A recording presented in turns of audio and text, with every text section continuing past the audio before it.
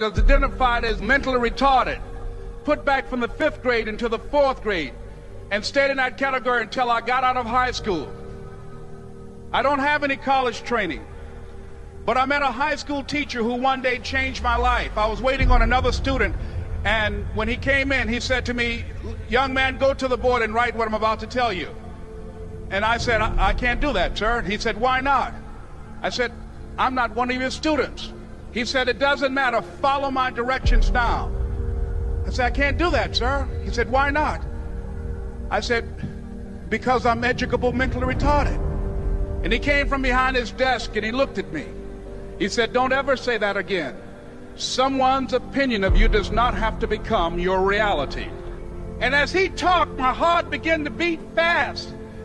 Tears began to run down my eyes, and I was in the back just listening to him, because the speech he was giving, that speech was for me. And he said, "Les Brown," he said, "if you want to do anything worthwhile in life, you've got to be hungry." I told Mr. Washington I wanted to become a disc jockey. And so I started working to develop myself. He said, "I want you to practice every day being a disc jockey."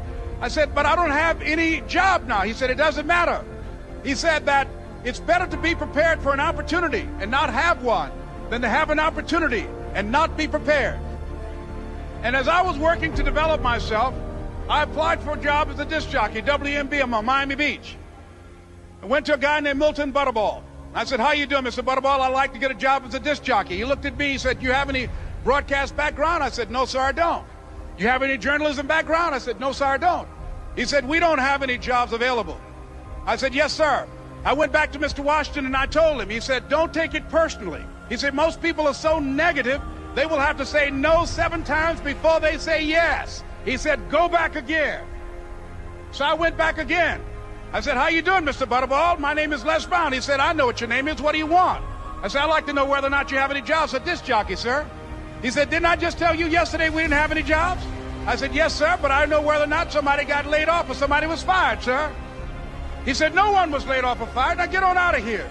I came back the next day like I was seeing him for the first time. I said, "Hello, Mr. Butterball, how are you?" He looked at me with rage. He said, "Go get me some coffee."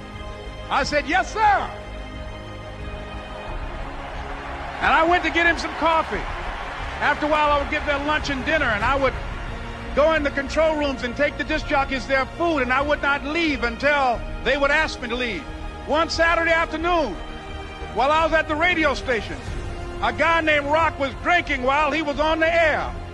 I was the only one there, looking at him through the control room windows, walking back and forth, young, ready, and hungry. Pretty soon the phone rang, and it was the general manager. And I answered the phone. I said, "Hello?" He said, "Les, this is Mr. Klein." I said, "I know." He said, "Rock can't finish his program." I said, "I know." He said, "Would you call one of the other DJs in?" I said, "Yes, sir." I hung the phone up. I said, "Now he must think I'm crazy." I called my mom and my girlfriend, Cassandra. I said, "Y'all turn up the radio and come out on the front porch. I'm about to come on the air."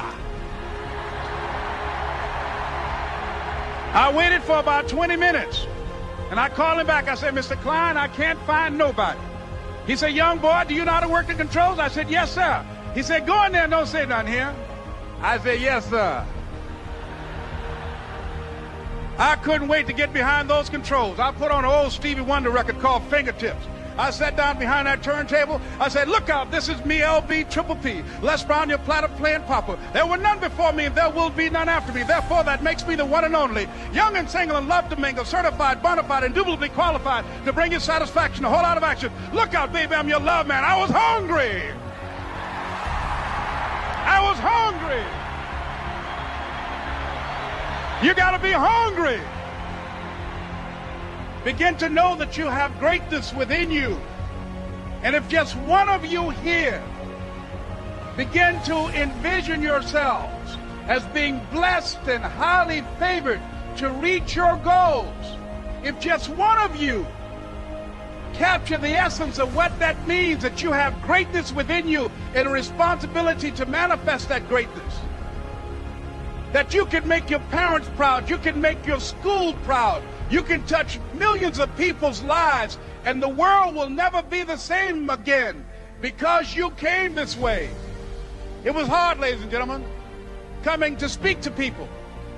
And I was facing financial difficulties in my own life. I was behind on my bills and my dreams, and I'm saying to them, you can live your dream. It was hard, ladies and gentlemen. It was very difficult to pick myself up each day believing that I could do it. There were times that I doubted myself. I used to ask myself, can I do this? And something said within me, you're the one. Don't give up on your dream.